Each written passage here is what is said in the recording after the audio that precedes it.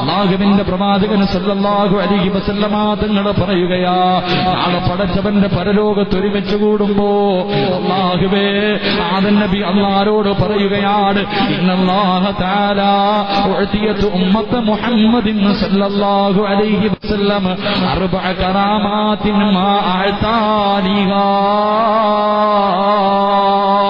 ആദം നബി അലൈഹിസ്സലാം മുതൽ ഈസാ നബി അലൈഹിസ്സലാം വരെയുള്ള അല്ലാഹുവിന്റെ പ്രവാചകന്മാർക്കും അവരുടെ അനുയായികൾക്കും കിട്ടാത്ത 5 ഭാഗ്യം അല്ലാഹു നമുക്ക് തന്നിട്ടുണ്ട്.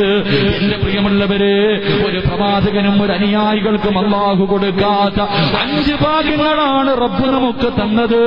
ഒന്നാമത്തെ ഭാഗ്യം എന്തെന്നറിയുമോ? അല്ലാഹുവേ ആദം നബി അല്ലാഹുവോട് പറയുകയാണ്, ഇന്നൽ ഖബൂലത തൗബത ഫിൽ മക്കാ. ആദം നബി പറയുകയാണ്, പടച്ചവനെ ഞാനും എന്റെ ഭാര്യയും ഒരു തെറ്റ് ചെയ്തപ്പോ ഒരു തെറ്റ് ചെയ്തപ്പോ 300 കൊല്ലം ഈ ഭൂമി മുഴുവനും നടന്ന് ദുആ ചെയ്ത് പടച്ചവരെ ഞാനും എന്റെ ഭാര്യയും ഒരു തെറ്റ് ചെയ്തു.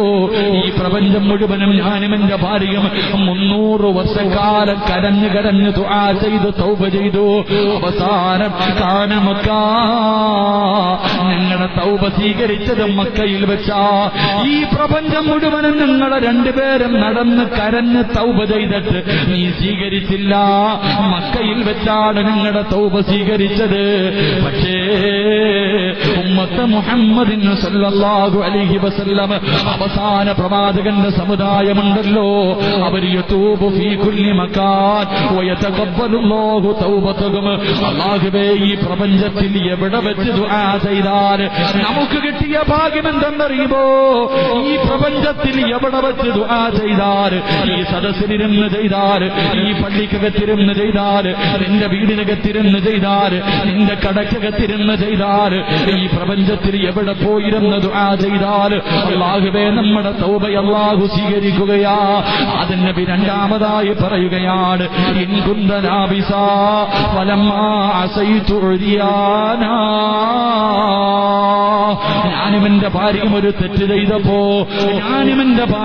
തെറ്റ് ചെയ്തപ്പോ ഞങ്ങൾ ഇട്ടിരുന്ന വസ്ത്രം കൂടെ നീ ഊരി വാങ്ങി, ഞങ്ങളെ നീ നഗ്നരാക്കി. പടച്ചവരെ ഒറ്റ തെറ്റ് ചെയ്തതിന്റെ പേരില് എന്റെയും എന്റെ ഭാര്യയും മുടുതുണി പോലും നീ ഊരി വാങ്ങിയിട്ട് ഞങ്ങളെ നീ നഗ്നരാക്കി അല്ലാ. പക്ഷേ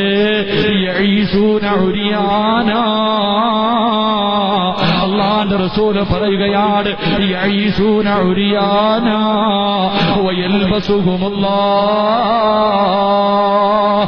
അവസാന പ്രവാചകന്റെ സമുദായമുണ്ടല്ലോ, അവര് വസ്ത്രമില്ലാതെ തെറ്റ് ചെയ്ത കള്ളു കുടിച്ചിട്ട് തുണിയില്ലാതെ റോഡിൽ കിടന്നാൽ, കാമുകന്റെ കൂടെ കറങ്ങി നടന്നാൽ, വ്യഭിചരിച്ചാൽ, പടച്ചവരെ എത്ര വലിയ പാപം ചെയ്താൽ നീ അവരെ വസ്ത്രം ധരിപ്പിക്കുന്നല്ല അല്ലാ.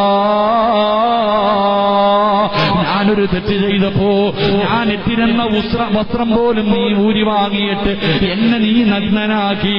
അവസാന സമുദായം അവര് നഗ്നനായിട്ട് തെറ്റ് ചെയ്താൽ നീ അവരെ വസ്ത്രം ധരിപ്പിക്കുന്നല്ല അല്ലാ. മൂന്നാമതായിട്ട് പറയുകയാണ്, വലമ്മാ അസൈത ഫറക ബൈനി വബൈന ഇംറഅതി. അല്ലാഹുവേ ഞാനും എന്റെ ഭാര്യയും ഒരു തെറ്റ് ചെയ്തപ്പോ ഞങ്ങളെ രണ്ടുപേരെയും നീ 300 വർഷം പിരിച്ചു നിർത്തി പടച്ചവര്. ഞാനും എന്റെ ഭാര്യയും ഒരു തെറ്റ് ചെയ്തപ്പോ ഞങ്ങളെ രണ്ടുപേരെയും 300 വർഷം നീ അകറ്റി നിർത്തി. പക്ഷേ അവസാന സമുദായമുണ്ടല്ലോ,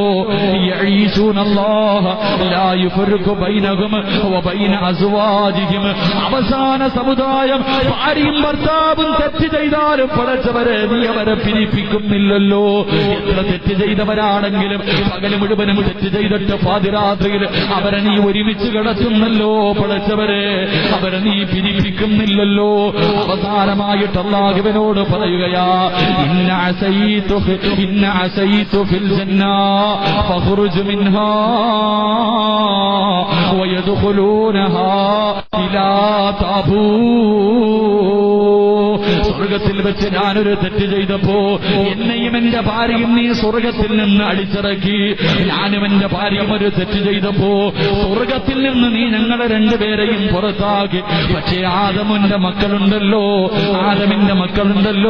അവസാന സമുദായമുണ്ടല്ലോ, അവര് ദുനിയാവിൽ കടന്ന് തെറ്റ് ചെയ്തിട്ട് തൗബ ചെയ്താ നീ അവർക്ക് സ്വർഗം കൊടുക്കുന്നല്ലോ. അല്ലാ,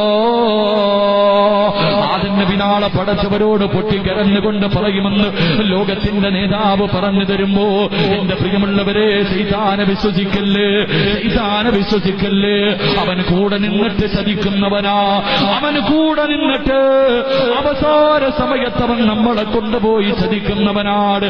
അവസാനം അല്ലാഹുവിന്റെ ഖുർആൻ പറയുകയാ, പരിശുദ്ധമായ ഖുർആൻ തന്നെ പറയുകയാണ്, കമസലി ശൈത്താനി ഇദ് ഖാല ലിൽ ഇൻസാനി കുഫർ ഫലമ്മാ കഫറ ഖാല ഇന്നി ബരീഉം മിൻക ഇന്നി അഖാഫുല്ലാഹ്.